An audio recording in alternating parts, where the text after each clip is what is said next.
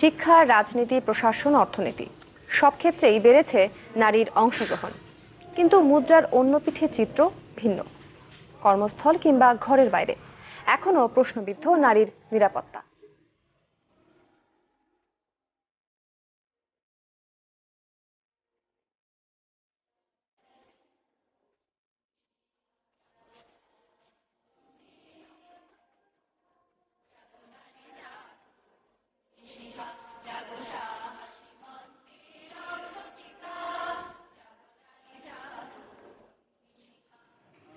আন্তর্জাতিক নারী দিবসে এ নিয়ে সংবাদে থাকছে কয়েকটি রিপোর্ট, আপনারা দেখবেন আশা করি। আপনারা জানেন যে ভারতীয় সীমান্তরক্ষী বাহিনী বিএসএফ এর হাতে বাংলাদেশি নাগরিক হত্যার বিতর্ক এটা বহুদিনের। যদিও বাহিনীটির দাবি যে সব হত্যার দায় তাদের না। এই ক্ষেত্রে দুই দেশেরই সীমান্তরক্ষীরা মনে করেন যে গরু চোরাচালান সীমান্ত ব্যবস্থাপনায় সবচাইতে বড় চ্যালেঞ্জ। তাই তাদের বৈধ উপার্জনের পথ তৈরি করতে পারলে এই সমস্যার অনেকখানি সমাধান সম্ভব। সীমান্ত অঞ্চল ঘুরে এসে জানাচ্ছেন নাহিদ হোসেন, আর এই ছবি তুলেছেন মুক্তার হোসেন।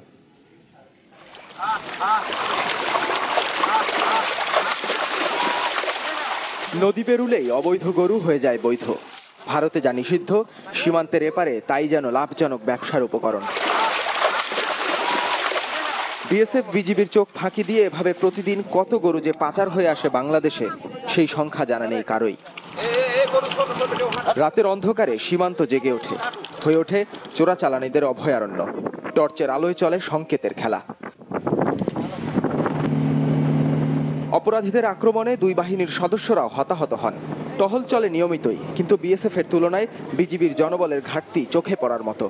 ভারতের অংশে যেখানে আছে সীমান্ত লাগোয়া রাস্তা আর সার্চলাইট, তাই অনুপস্থিত অপরভাগে।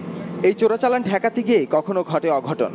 অবশ্য বিএসএফ এর মাঠ পর্যায়ের এক কর্মকর্তার দাবি, সব মৃত্যুর দায়ভার বাহিনীর নয়। If somebody has died is natural death or whatever accidental death, BSF has nothing to take from that death. But all the deaths are attributed to border security force. That is unfortunate. That needs to be clarified. চোরাচালান বাদ দিয়ে অবৈধ অনুপ্রবেশকারীদের বিরুদ্ধে অধিকাংশ সময়ই পুলিশি ব্যবস্থা না নিয়ে ফেরত পাঠানো হয় যার যার দেশে। 2007 সালে সীমান্ত পেরিয়ে বিএসএফ এর হাতে আটকের পর 149 জন বাংলাদেশিকে ফেরত দেওয়া হয় বিজিবির কাছে। 2014 সালে যে সংখ্যা 417 জন। অন্যদিকে 2007 সালে বিজিবির হাতে আটকের পর বিএসএফ এর কাছে ফেরত দেওয়া হয় 79 জন ভারতীয়কে। 2014 সালে যা বেড়ে দাঁড়ায় 121 জনে। বিএসএফ এর দক্ষিণাঞ্চলের প্রধান বললেন, চোরাচালান ঠেকাতে সিদ্ধান্ত নেওয়া হয়েছে বিজিবির সাথে যৌথ টহলের। The entire area of Indo-Bangladesh border, particularly emphasis on vulnerable areas, is jointly dominated by this kind of patrolling. বিশ্বের সবচেয়ে বড় ম্যানগ্রোভ বন সুন্দরবন, যার 60 ভাগ বাংলাদেশে আর 40 ভাগ ভারতে। এই নদীটি ইছামতি নদী। নদীটি মূলত সীমান্ত হিসেবে ভাগ করে রেখেছে ভারত এবং বাংলাদেশকে। এর ডান দিকে বাংলাদেশ এবং বাঁ দিকে ভারত। এই ইছামতি নদীটি আরও খানিকটা নেমে গিয়ে রায়ের মঙ্গল এবং তারপরে হারিয়াভাঙ্গা নদী হয়ে নেমে গেছে বঙ্গোপসাগরে। বনের মাঝখান দিয়ে বয়ে যাওয়া নদীতে আন্তর্জাতিক সীমানা। নজরদারির জন্য এই অঞ্চলেও বিজিবির জনবল সংকট প্রকট, বললেন বিজিবির মহাপরিচালক।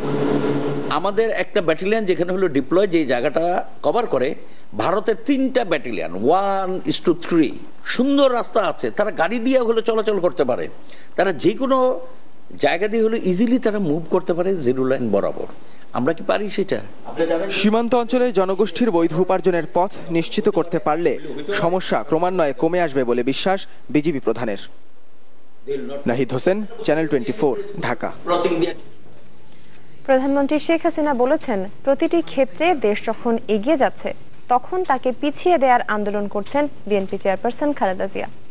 রাজধানী বঙ্গবন্ধু আন্তর্জাতিক সম্মেলন কেন্দ্রে নারী দিবসের অনুষ্ঠানে তিনি বলেন, রাজনৈতিক উচ্চাভিলাষ পূরণে যিনি মানুষ পুড়িয়ে মারছেন, দেশের মাটিতে তার বিচার হবেই।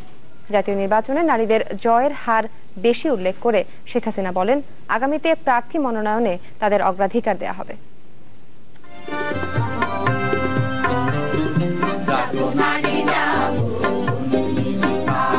কন্যা জায়া জননী যে নামে ডাকা হোক না কেন, দেশের সামগ্রিক উন্নয়নে নারীর অবদান সর্বজনবিদিত। নারীর ক্ষমতায়ন, সভ্যতার উন্নয়ন প্রতিপাদ্যকে সামনে রেখে এবছর পালিত হচ্ছে বিশ্ব নারী দিবস। এ উপলক্ষে মহিলা ও শিশু বিষয়ক মন্ত্রণালয়ের আয়োজনে এ অনুষ্ঠানে যোগ দেন প্রধানমন্ত্রী শেখ হাসিনা। প্রধানমন্ত্রী বক্তব্যে একদিকে যেমন নারীর মর্যাদা তুলে ধরেন, তেমনি উল্লেখ করেন নারীর উন্নয়নে তার সরকারের নানা পদক্ষেপ। আমরা বিচারকের জায়গায় নারীদের নিয়ে আসি, ডিসি পদ এবং এসপি পদে প্রথম মহিলা অফিসার নিয়োগ দেওয়া, সেটাও আমি দিয়েছিলাম। এ সময় তিনি অভিযোগ করেন একজন নারী হয়েও বিএনপি চেয়ারপারসন তার রাজনৈতিক উচ্চাভিলাষ পূরণে মানুষ পুড়িয়ে মারছে। এর বিরুদ্ধে সকল নারীকে ঐক্যবদ্ধ হবার আহ্বান জানান প্রধানমন্ত্রী। তার নিজের রাজনৈতিক উচ্চাভিলাষ চরিতার্থ করবার জন্য এদেশের মানুষকে পুড়িয়ে মারার অধিকার তাকে কে দিয়েছে, সেটাই আমার প্রশ্ন। যেই ধরনের জঘন্য ঘটনা, হীন কর্মকাণ্ড, মানুষ পুড়িয়ে মারা, এই ধরনের কর্মকাণ্ডের বিরুদ্ধে আজকে সকল নারী সমাজকে সোচ্চার হতে হবে। সবাই ইসলামের নাম করে যারা নারীদের বন্দী করে রাখে তাদের কঠোর সমালোচনা করেন প্রধানমন্ত্রী। তারা সত্যিকারের ধর্মের অনুশাসন অবজ্ঞা করেন বলেও মন্তব্য প্রধানমন্ত্রীর। ইসলামের নাম করে একটা শ্রেণী আমাদের নারী সমাজকে বন্দী করে রাখতে চায়। যারা আজকে ইসলাম ধর্মের নাম করে এভাবে বাধা দিতে চান, তাদেরকে আমি বলবো যে তা আসলে সত্যিকার ইসলাম ধর্মটাকে তারা সেই অনুশাসনটা তারা হয়তো দেখেও না দেখতে চান। কাজে সাদবিন শফিক, চ্যানেল 24, ঢাকা। শহর কিংবা গ্রামে এখনো নানাভাবে যৌন হয়রানির শিকার নারীরা। গবেষণা বলছে শহরে নারীদের শতকরা 87% কোনো না কোনোভাবে নিজেদের অনিরাপদ মনে করেন। আবার হয়রানির শিকার হওয়া নারীদের অধিকাংশই পুলিশের সাহায্য নিতে চান না। এর খুব যৌক্তিক কারণ আছে, কারণ এটিকে তারা বাড়তি ভোগান্তি বলে মনে করেন।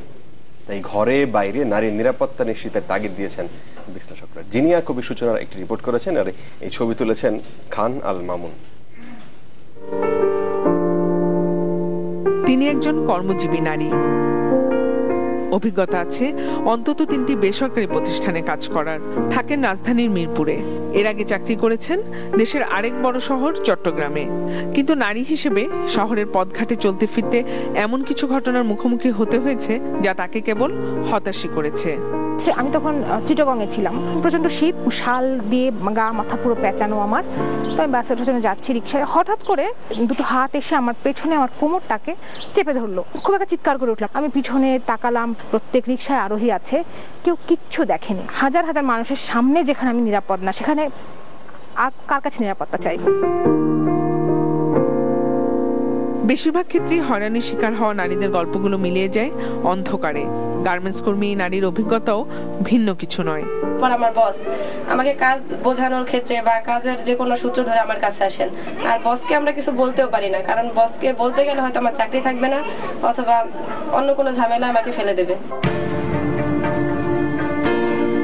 কর্মই যেহেতু জীবন, তাই জীবনের তাগিদে পথ চলার প্রতিদিনে নিজেকে বাঁচিয়ে চলতে হয় নারীকে, সেটা হোক কর্মক্ষেত্রে কিংবা কর্মক্ষেত্রে যাবার পথে।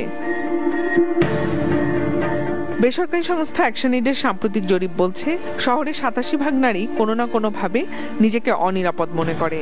জরিপে আরো উঠে এসেছে যে 47% নারী হয়রানির ভয়ে নির্দিষ্ট এলাকা এড়িয়ে চলেন, আর জনবহুল এলাকা এড়িয়ে চলেন 23% নারী। গণপরিবহন ব্যবহার করা বন্ধ করেছেন 13% নারী। 85% নারী বলেছে যে আমরা শিকার হওয়ার পরে আমরা পুলিশের কাছে যেতে চাই না। তখন আমরা বললাম যে কেন? তখন বললেন যে ওখানে গেলে দ্বিতীয়বারের মতন হয়রানির শিকার হতে হয়। এই যে বিষয়টা, এটা নিয়ে নারী পুরুষ উভয়কে সচেতনভাবে এটার বিরুদ্ধে একটা রীতিমতো লড়াই চালিয়ে যেতে হবে। দেশের স্বাধীনতা ও সার্বভৌমত্বের প্রতীক এই সংসদ ভবন। সংসদের স্পিকার, সংসদ নেতা, উপনেতা, এমনকি বিরোধী দলীয় নেতা সবাই নারী। শুধু তাই নয়, সংসদের যে 350 আসন, তার মধ্যে 50টি আসন শুধু নারীদের জন্যই সংরক্ষিত। কিন্তু তারপরেও দেশের প্রাণকেন্দ্র এই রাজধানী ঢাকা শহর কতটা নারী বান্ধব, সেই প্রশ্ন কিন্তু থাকলোই। জিনিয়া কবি সূচনা, চ্যানেল 24, ঢাকা। ঘরে বাইরে এখন সমান বিচরণ নারীর, কিন্তু বাইরের কাজে স্বীকৃতি মিললেও মূল্যায়ন নেই ঘরের কাজে। গবেষণা বলছে যে ঘরে প্রায় 12 ধরনের কাজ করে থাকেন নারীরা টাকার অঙ্কে, যার পরিমাণ বছরে প্রায় 10 লাখ কোটি টাকার বেশি। অর্থনীতিবিদরা বলছেন যে নারীর এই গৃহকাজ জিডিপিতে অন্তর্ভুক্ত হওয়া দরকার। সুস্মিতা ফেরদৌসী এই নিয়ে একটি রিপোর্ট করেছেন।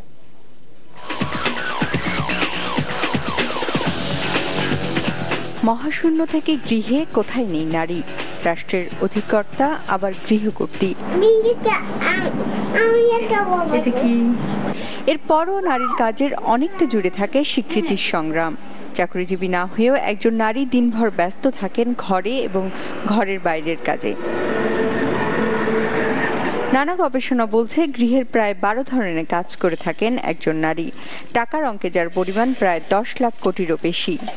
যারা জব করে তারা সংসারে এসে তার বাচ্চা কাচ্চা সংসার হাজবেন্ড বাচ্চা কাচ্চা এসে খাবে দাবে, তাদের রান্না করতেই হবে, এটা তাদের বাধ্য। পুরুষদের এটা বাধ্য।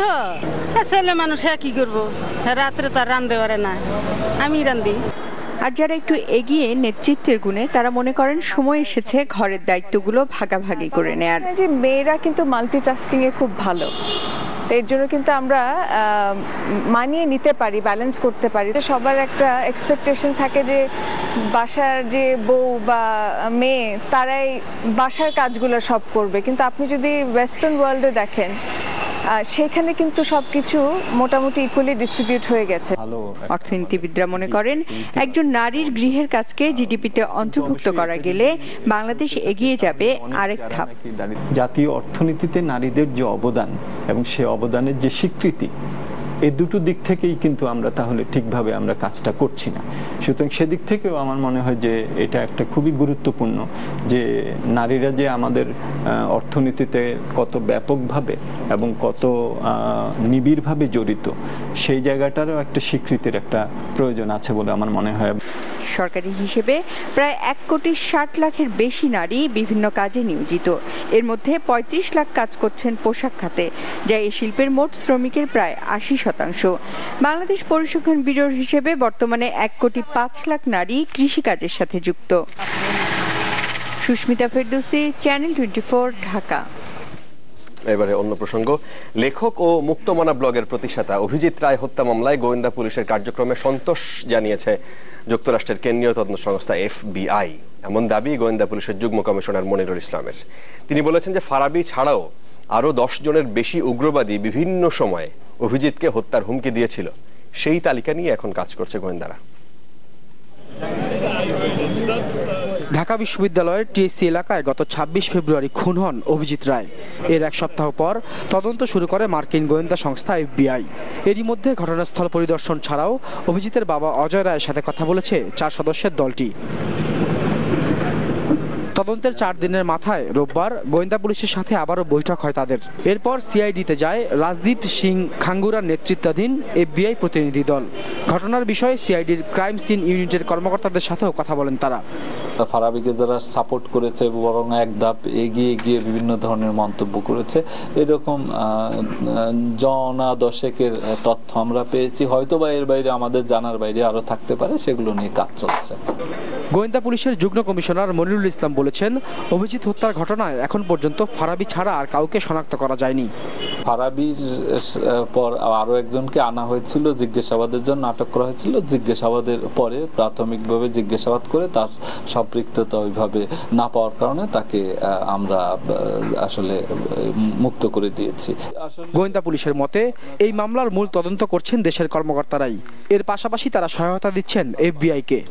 যে পদ্ধতিতে আমরা এগোচ্ছি সেই বিষয়ে তারা প্রাথমিকভাবে সন্তোষ প্রকাশ করেছেন এবং তারা বলেছেন যে তারা প্রয়োজন বোধে আরো কয়েকদিন থেকে আমাদের তদন্ত কাজে সব ধরনের সহায়তা তারা প্রদান করবেন। আর আমরা রাশেদ নিজাম, চ্যানেল 24, ঢাকা।